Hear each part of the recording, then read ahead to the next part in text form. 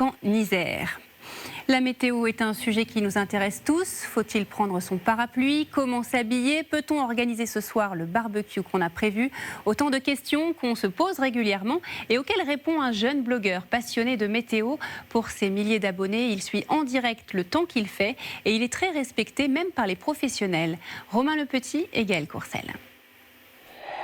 Avis de grand beau pour Lucas. À 21 ans, ce jeune homme gère Météo77, une page Facebook où il détaille les prévisions du département de Seine-et-Marne. J'apporte vraiment une expertise locale, contrairement aux grandes chaînes d'information où les bulletins météorologiques sont vraiment nationaux et il n'y a pas une précision aussi importante que la mienne. Les températures peuvent varier en fonction de la localisation des lieux, des agglomérations, de leur densité de population, ainsi que les zones forestières comme la forêt de Fontainebleau. Tout commence en 2014, il n'est que collégien. Vent, pluie, température. Il recueille les informations auprès de Météo France et les recoupe avec d'autres paramètres locaux comme l'humidité ou le risque incendie. Voici le genre de carte qu'il publie. Il a même créé un index barbecue. Là, c'est favorable, vous pouvez lancer les invitations. Une activité totalement bénévole à laquelle il peut consacrer beaucoup de temps. Ça peut être de simplement 30 minutes sur la page, en cas de temps assez simple avec un beau temps, à plusieurs heures en cas d'événements assez importants et majeurs sur le département.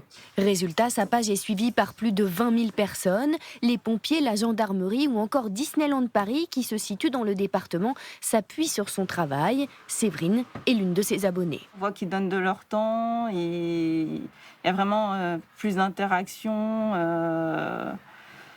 et une bienveillance. Deux camarades aident Lucas régulièrement pour alimenter la page. Une passion qui le restera. Lucas vient d'intégrer la fonction publique.